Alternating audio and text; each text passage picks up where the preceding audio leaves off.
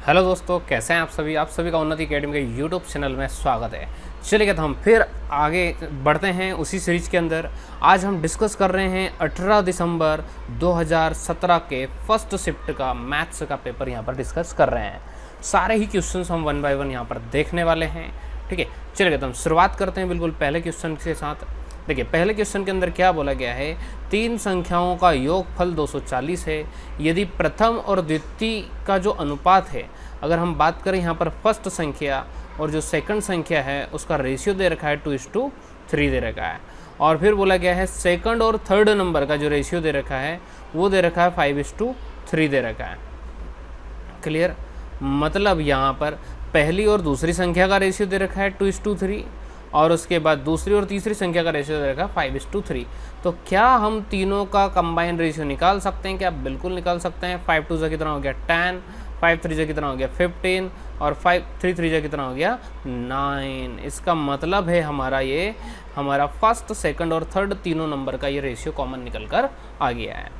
तो द्वितीय संख्या क्या है? देखो, तीन संख्या का जो योग दे रखा था, योग दे रखा है 240। कितना दे रखा है? 204 दे रखा, सॉरी 204 हमारा तीन संख्या का योग है। और तीनों रेशियो का सम कितना होगा? 10, 15 और 9।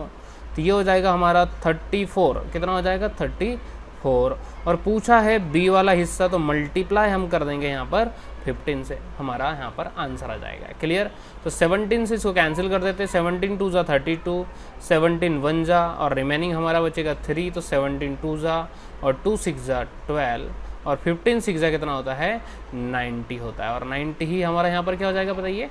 आंसर हो जाएगा। तो बहुत ही सिंपल है, कुछ आपको यहाँ पर नहीं करना है। Is that clear?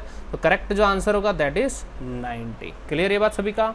और सभी लोग बिल्कुल तैयारी में अपनी लग जाइए, बिल्कुल भी नहीं सोचना कब आएगी एग्ज़ाम, नहीं आएगी। जीवन हम डिसाइड कर रहे हैं हमारा, ठीक है, लाइफ डिसाइड कर रहे हैं हम हमारा। यहाँ पर ये नहीं कि हम खाली एक एग्ज़ाम दे रहे हैं, तो उसमें अगर थोड़ा बहुत समय कम ज़्यादा लगता है तो उसके बारे में बिल्कुल नहीं सोचना, पूरी आपकी तैयारी बनाए रखें। ठीक है, चलेगा आगे अगले प्रश्न की तरफ अब हम बढ़ते हैं। अगला क्वेश्चन दे रखा है वर्ग 6/6 का, मतलब ये 6/6 का इस तरह का एक वर्ग है। ठीक है, ऐसा हम कह सकते हैं कि इसके अंदर टोटल हमारा 1 2 3 और ऐसे ही हमारा और भी 6/6 का ही होगा। और ऐसे ही 6/6 के हमारा टोटल ऐसे भी रहेंगे। इसके अंदर सभी पट्टियाँ 1 इकाई के बराबर चौड़ाई की है।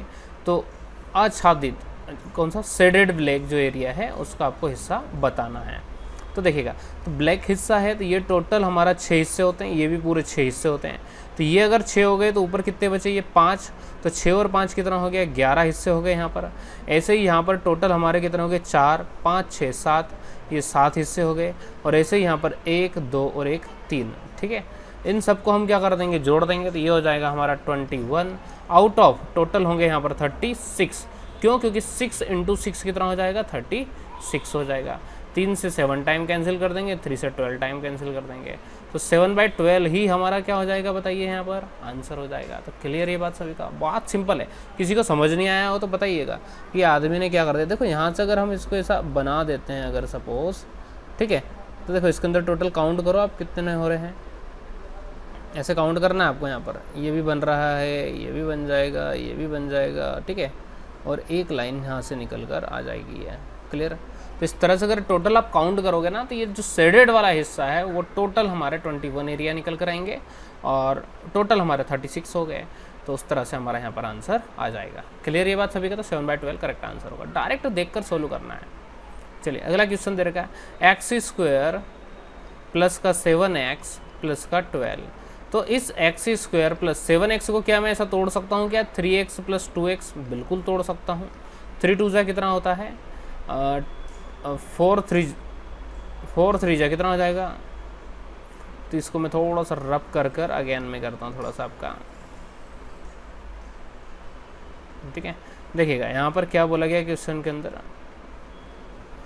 x² plus 3x plus 4x plus का 12। क्लियर? क्योंकि 4 3 जा कितना होना चाहिए? 12 होना चाहिए। ठीक है, तो यहाँ पर x कॉमन ले लेंगे तो अंदर बचेगा x प्लस 3। यहाँ पर 4 कॉमन ले लेंगे तो अंदर बचेगा x प्लस 3। तो हो जाएगा x प्लस 3 और x प्लस 4। तो x प्लस 4 ऑलरेडी गिवन है। यहाँ पर कितना आएगा? तो यहाँ पर आएगा x प्लस 3।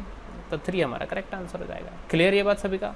और कभी एग्ज़ाम में आपको ये चीज़ समझ में नहीं आए, कुछ स्टूडेंट का हो सकता है कि ये वाला पार्ट थोड़ा सा कमज़ोर रहे, तो आप इसका उठाकर इसे मल्टीप्लाई करके देख लेना आप, ठीक है, तो उससे भी हम आंसर ला सकते हैं। चलिए अब आगे नॉकआउट मेथड होती है। नॉकआउट मेथड क्या होती है? नॉकआउट का मतलब होता है आपको एक ऑप्शन को नॉक करना है, इसको नॉक किया और हमारा आंसर नहीं आ रहा तो इसको आउट कर दिया, इसको नॉक किया आंसर नहीं आया तो इसको आउट कर दिया, इसको नॉक किया इसका आंसर आ गया तो हम लगा देंगे। देखो जब हमें अंतिम अगर ऐसा आती है सिचुएशन कि हमारा वो आंसर नहीं आ रहा और क्वेश्चन ईजी लग रहा है तो ऑब्वियसली आपको ऑप्शन वाले तरीके भी यहाँ पर अप्लाई कर कर देखना है। चलिए क्लियर इतना सभी का? चलेगा अब आगे बढ़ते हैं हम। अगला क्वेश्चन बोला गया है 2, 3, 5, 6, 8, 9, 11, 12 संख्याओं के समुच्चय से हमें 4 संख्याओं का चयन करना है। कितनी संख्या का चयन करना है? 4 संख्या का चयन करना है, जिनका योग कितना होना चाहिए? जिनका योग होना चाहिए 21 होना चाहिए। उस अधिकतम संख्या को ज्ञात करें जो इस 4 अवयवों के समुच्चय का सदस्य हो सकता है।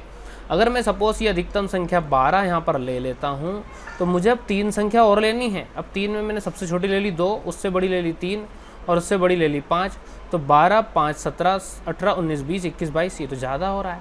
मतलब 12 आंसर आ सकता है क्या यहाँ पर? नहीं आ सकता, लेकिन 5, 6, 7, 8, 9, 10 और अगर 11 में यहाँ पर जोड़ देता हूँ तो मेरा कितना हो जाएगा? 21 हो जाएगा, हाँ या ना?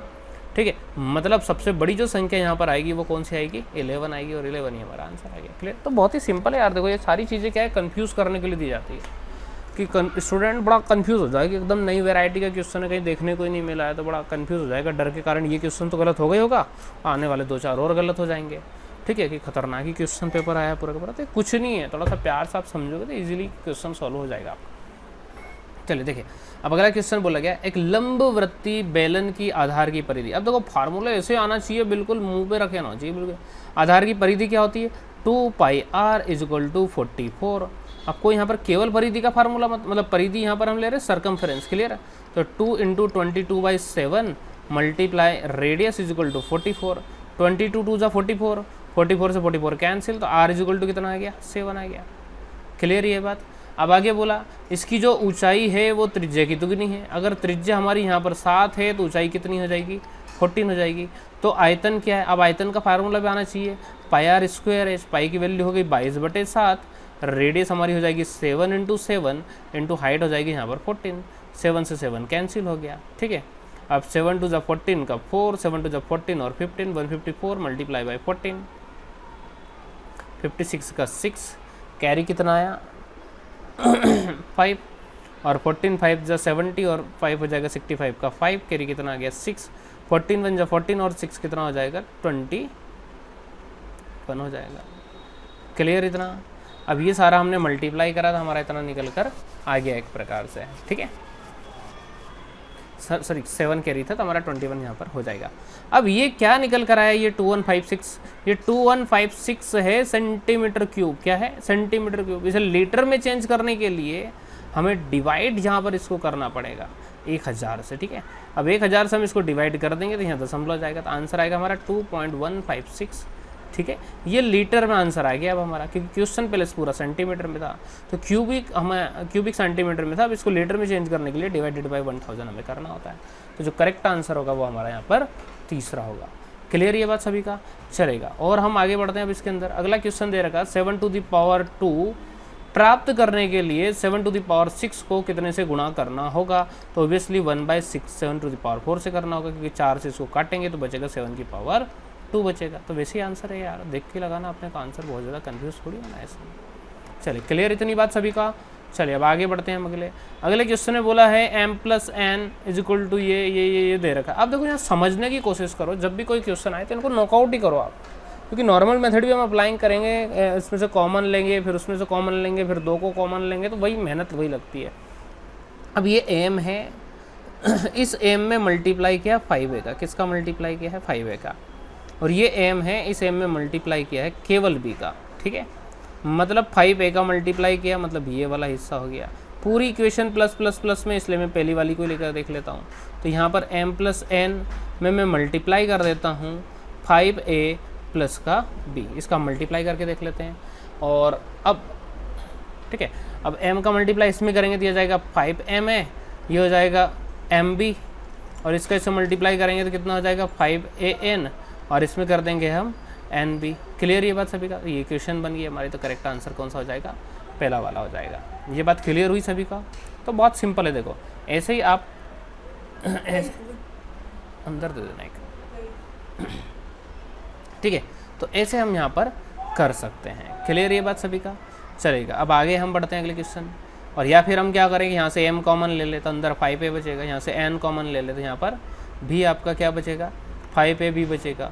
फिर 5a 5b को हम कॉमन ले लेंगे तो अंदर क्या बचेगा, m प्लस n बच जाएगा। तो वो तरीका भी हम अपना सकते हैं, जो आपको सूटेबल रहे वो तरीका आप यहाँ पर अप्लाई कर सकते हैं। चलिए देखो, अब ये देखो आप लाइन से बैक टू बैक पूछा जा रहा। पहले पेपर में हमने भी डिस्कस किया था, ये क्वेश्चन आया था, दूसरे में हमने डिस्कस किया, ये तीसरे में आया। अब इनको सबको बस जोड़ना भर है। 80 और 100 और 140 और 150, ठीक है। और इधर हो जाएगा हमारा 6 और 4 10 और 8 18 और 7 हमारा हो जाएगा यहाँ पर 25, और सबको जोड़ देंगे तो 175 डिवाइडेड बाय 5 नंबर है तो 5 3 15, तो 35 ही हमारा, बताइए क्या हो जाएगा, करेक्ट आंसर यहाँ पर हो जाएगा। क्लियर इतना सभी का? बहुत सिंपल है यार। देखो एवरेज पूछा, बस आपको क्या याद रखना है, average equal to sum upon total होता है बस। क्लियर? चलिए अब आगे बढ़ते हैं हम। एक रेलगाड़ी जो कि 180 किलोमीटर लंबी है, तो इसकी जो डिस्टेंस दे रखी है वो दे रखी है 150 किलोमीटर, और इसकी जो स्पीड दे रखी है वो दे रखी 36 किलोमीटर पर आवर, और इस 36 किलोमीटर प्रति घंटे की चाल से चलते हुए राज को पार करती है। राज को पार करने में यहाँ कितना समय लेगी? तो टाइम इज इक्वल टू होता है डिस्टेंस अपान स्पीड। क्लियर? तो डिस्टेंस हो गया 150 मीटर है, सॉरी ये मैंने किलोमीटर लिखा है यहाँ पर, ये मीटर है, ठीक है। तो ये मीटर हो गया, और नीचे दे रखा है यहाँ पर कितना दे रखा है, 36 kilometre per hour. Kilometre per hour को मीटर सेकंड में चेंज करने के लिए 5/18 से मल्टीप्लाई करते हैं। 18 2 36, 5 2 10, और 10 से 0 कैंसिल, तो 15 हमारा आंसर आ गया। क्लियर? तो डायरेक्ट करो, कुछ नहीं करना अपने को, बस आपको क्या होना चाहिए, जो कॉन्सेप्ट है, और ये सारे कॉन्सेप्ट पहले पहले ही लग रहे हैं। मैं तो ये कहूँगा कि मैं जो भी पढ़ा रहा हूँ जनरली क्लासेस के अंदर, उसका पहले दूसरे तीसरे क्वेश्चन है ये। हम तो इतना डिस्कस करते हैं, उतने लेवल की तो कुछ भी चीज़ें यहाँ पर देखने को नहीं मिल रही है, ठीक है। तो बहुत सिंपल है। चलिए बढ़े अब आगे। अब यहाँ फिर वही क्वेश्चन पूछ लिया कि बड़ा त्रिकोण एक समबाहु है, ये पूरा का पूरा जो ट्रायंगल है, बड़ा वाला ट्रायंगल, ये एक आपका इक्विलेटरल ट्रायंगल है, जिसका क्षेत्रफल 18 वर्ग सेंटीमीटर है, ठीक है। और 3 रेखा भुजाओं को समद्विभाजित करती हुई भुजाओं के समांतर, तो शेडेड वाला एरिया आपको बताना है। यहाँ अगर मैं इसको ऐसा कर देता हूँ, यहाँ पर मैं इसको ऐसा कर देता हूँ, यहाँ पर इसको मैं ऐसा कर देता हूँ, 1 2 3 4 5 6 7 8 9, टोटल 9 हिस्से का जो एरिया क्षेत्रफल है वो है 18 सेंटीमीटर स्क्वायर है। क्लियर? तब शेडेड वाला कितना, 1 2 3 4 5 6 हिस्से हैं, तो 6 का कितना हो जाएगा, 12 सेंटीमीटर स्क्वायर। क्लियर? 12 है क्या कहीं यहाँ पर? हाँ बिल्कुल है, तो यही हमारा आंसर हो जाएगा। क्लियर ये बात सभी का? चलिएगा अब अगले प्रश्न की तरफ बढ़ते हैं। आईटी पाठ्यक्रम का चयन करने वाले छात्रों की संख्या में 23% की कमी आई। मतलब पहले 100% था, तब कितना हो गया, 23% कम हो गया, तो 77% हो गया। क्लियर? 23% की कमी आ गई। आगे फिर बोला है यदि वर्तमान में संख्या 1540 है, ठीक है, वर्तमान में मतलब से ये 1540 है, तो आईटी पाठ्यक्रम का चयन करने वाले छात्र की मूल संख्या कितनी थी? तो ये हो जाएगी हमारी 77 के बराबर, और मल्टीप्लाई कर देंगे हम 100 से। तो 11 7 जा 77, 11 1 जा 11 4 जा और 0, 7 2 जा 40, तो इनका मल्टीप्लाई करेंगे तो निकल कर आएगा 2000, और 2000 ही हमारा क्या हो जाएगा, आंसर हो जाएगा। अब स्टूडेंट अक्सर यहाँ गलतियाँ क्या कर देते, कोई 23 से डिवाइड कर देंगे, कोई 100 से डिवाइड कर देंगे, मतलब कुछ भी कर देंगे, करके देखना है, बोले कुछ ना कुछ तो करते हैं, कुछ ना कुछ तो निकल कर आएगा। तो ऐसा नहीं करना, आपको दिमाग को दौड़ाना है और उसके बेसिस पे क्वेश्चन को सॉल्व करना है, ठीक है। चलेगा, अब फिर हम अगले प्रश्न की तरफ बढ़ते हैं। देखो अभी एज रिलेशन वाला लाइन से दोनों पेपर में तो सेम ही आया था, अब ये पेपर के अंदर भी थोड़ी सी डिजिट चेंज हुई है, सेम ही है। एक्स और वाई की आयु संबंधी, तो ये जो एक्स है और वाई का जो एज का रेशियो है वो है 6:5। 10 वर्ष के पश्चात इनकी आयु का जो अनुपात है वो हो गया 8:7। क्लियर? तो तो हमने पढ़ा है कि 7 का मल्टीप्लाई 6 में करेंगे तो जाएगा 42x, और 8 का 5 में करेंगे तो कितना आ जाएगा 40x। इनको दोनों को घटा देंगे, इन दोनों का अंतर है 1 का मल्टीप्लाई 10 में करेंगे तो आएगा कितना 10, तो 2x इक्वल टू कितना आ गया 10, तो x बराबर कितना आ गया 5। क्लियर। फिर क्वेश्चन के अंदर बोला गया है y की वर्तमान आयु कितनी, तो y की वर्तमान कितनी है, ये है 5, तो 5 × 5 कितना हो गया आपका 25। अब क्वेश्चन में क्या पूछा था 5 वर्ष, सॉरी मैंने थोड़ा सा गलत कर दिया इसको, चलिए यहाँ पर बोला है 5 वर्ष पूर्व x और y की आयु का अनुपात और 10 वर्ष, तो यहाँ पर मेरे को 5 लेना था, 5 और 10 कितना हो गया 15, 15 का मल्टीप्लाई करेंगे तो यहाँ पर 15 आएगा, ठीक है चलेगा। और इसमें से इसको घटाएंगे तो आएगा 2x, और 2x बराबर 15, और ठीक है मतलब इधर का जो डिफरेंस होता है ना, इस डिफरेंस का इधर मल्टीप्लाई करना होता है दोनों के डिफरेंस में, तो ये हमारा इधर का डिफरेंस हो गया 15, इन दोनों का डिफरेंस हो गया 1, 1 × 15 15 आ गया, तो 42x में से 40x गया तो 2x बचा, और x बराबर कितना आ गया हमारा 10/15 यहाँ लिख रहा हूँ मैं 15/2, तो ये आ गया 7.5। अब पूछा है कि इसका y का, तो देखो दशमलव में आंसर आएगा, अभी तो संभव ही नहीं है कि दशमलव में आंसर कहीं यहाँ पर दिखाई दे रहा है क्या, तो आंसर क्या हो जाएगा हमारा 4 आंसर हो जाएगा। क्लियर ये बात सभी का, तो वैसे ही डायरेक्ट कर सकते हो, और चाहो तो आप 7.5 का मल्टीप्लाई भी कर देना 5 के अंदर, तो 35 और 37.5 आएगा, जो कि यहाँ पर आंसर में नहीं है। क्लियर इतना सभी का, चलेगा आई होप। आगे बढ़ते हैं अब हम, देखिए अब अगले क्वेश्चन के अंदर क्या बोला गया है 11 सेंटीमीटर चौड़ाई के आयत की लंबाई, ये एक आयत है, 11 सेंटीमीटर चौड़ाई के आयत की जो लंबाई है क्या होगी, जिसका जो क्षेत्रफल है इसका L × B वो 14 सेंटीमीटर व्यास के वृत्त के क्षेत्रफल के बराबर है। तो व्यास वृत्त का क्षेत्रफल क्या होता है πr², तो 22/7 × 14 × 14, क्लियर, तो 7 2 14, 2 2 4, 2 2 4 मल्टीप्लाई बाय 14, 14 4 56 का 6 कैरी है 5, 14 4 अगेन 56 और 5 कितना हो जाएगा हमारा 61 हो जाएगा। क्लियर 56 और 5 हमारा 61 हो जाता है, ये हो जाएगा 616। और अब यहाँ पर हमारा L की वैल्यू कितनी आ गई पता नहीं, B की वैल्यू कितनी हो गई 11 = 616।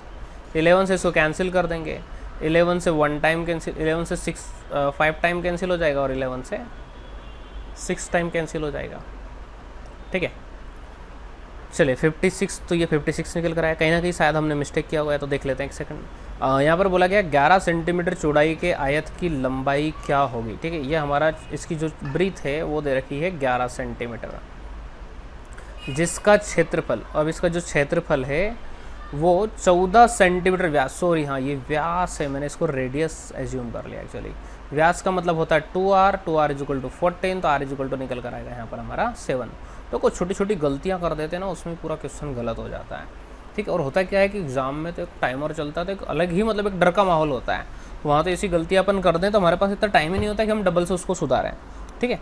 चलेगा, तब मतलब यहाँ पर हमें 7 रखना था, यहाँ भी 7 रखना था, 7 से 7 कैंसिल, 7 2 14, 7 2 14 और 15, तो 154 निकल कर आएगा, और इसको 11 से हम डिवाइड कर देंगे, तो 11 से 1 बार कैंसिल, 11 से 4 बार कैंसिल, तो 14 हमारा आंसर हो जाएगा। मतलब आपने अगर थोड़ा बहुत इग्नोर भी कर दिया चीज़ों को देखने में, जैसे मैंने कर दी व्यास को मैंने रेडियस मान लिया था, क्लियर। तो यहाँ पर ये डायमीटर दे रखा है, इसको आपको क्लियर। और व्यास क्या होता है, किसी भी सर्कल, किसी भी जो सर्कल है ये इसका व्यास कहलाता है, डायमीटर कहलाता है, और ये इतना हिस्सा जो है यहाँ से यहाँ तक का ये रेडियस कहलाता है, ठीक है। चलिए अब आगे अगले प्रश्न की तरफ हम बढ़ते हैं। अगला क्वेश्चन बोला गया 6 के घन का वर्ग क्या होगा। 6 के घन मतलब होता है क्यूब, का वर्ग क्या होगा, तो इन दोनों का मल्टीप्लाई हो जाएगा, तो 6 की पावर 3 2 6, तो आंसर आ गया।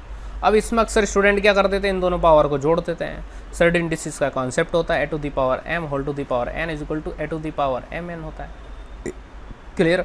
तो आपको कॉन्सेप्चुअल क्लियरिटी पूरी होना चाहिए हर टॉपिक की, ठीक है। चलेगा, और किसी प्रकार का डाउट डिफिकल्टी बिल्कुल आप कमेंट करके पूछिएगा, और भी किसी प्रकार की प्रॉब्लम है बिल्कुल मेरे नंबर भी इसमें दिए गए हैं, उन पर भी आप कॉल कर सकते हैं, चलेगा, क्लियर। यहाँ बोला यदि दो समपूरक कोण, ठीक है, सप्लीमेंट्री एंगल, दो संपूरक कोण के बीच 20 डिग्री का अंतर है। दो संपूरक कोण का जो सम होता है ना वो हमेशा होता है 180 डिग्री, और इनका जो डिफरेंस दे रखा है वो दे रखा है यहाँ पर 20 डिग्री। तो दोनों कोण में लघुत्तर छोटा वाला कोण बताना है आपको। तो y से y कैंसिल, तो 2x इक्वल टू 200, तो x बराबर हो गया 100। अगर एक एंगल 100 होगा तो ऑब्वियसली दूसरा कितना होगा, 80 डिग्री होगा। तो इनमें छोटा कौन सा 80 डिग्री है क्या ऑप्शन में? बिल्कुल है, तो यही हमारा आंसर हो जाएगा। चलेगा, तो क्लियर यहाँ तक सभी का। अब हम अगले प्रश्न की तरफ बढ़ते हैं। अगला क्वेश्चन दे रखा है यदि 4320 equal to 2 to the power a, 3 to the power b, 5 to the power c, तो a b c की वैल्यू आपको निकालना है। यहाँ पर हम क्या करेंगे, 4320 का हम फैक्टर निकाल लेते हैं पहले, ठीक है। फैक्टर कैसे निकालेंगे, वही तरीके से अपना 5 से 1 टाइम 2 से करें या 5 से कर देते हैं। 5 से 1 टाइम कैंसिल हो जाए, 5 से 8 टाइम्स, और बचा 3, 5 से 6 टाइम, 5 से 4 टाइम, ठीक है। और फिर अब इसको 2 से कर देते हैं, 2 4 जा, 2 3 जा, 2 2 जा। फिर इसको 2 से डिवाइड कर देते हैं, 2 2 जा, 2 1 जा, 2 6 जा। फिर इसको हम 2 से डिवाइड कर देते हैं, 2 1 जा, 2 8 जा, ठीक है। जीरो लगाना नहीं भूलना है बीच में। फिर इसको 2 से डिवाइड कर देते हैं, 2 5 जा, 2 4 जा। फिर इसको 2 से डिवाइड कर देते हैं हम, 2 2 जा, 2 7 जा।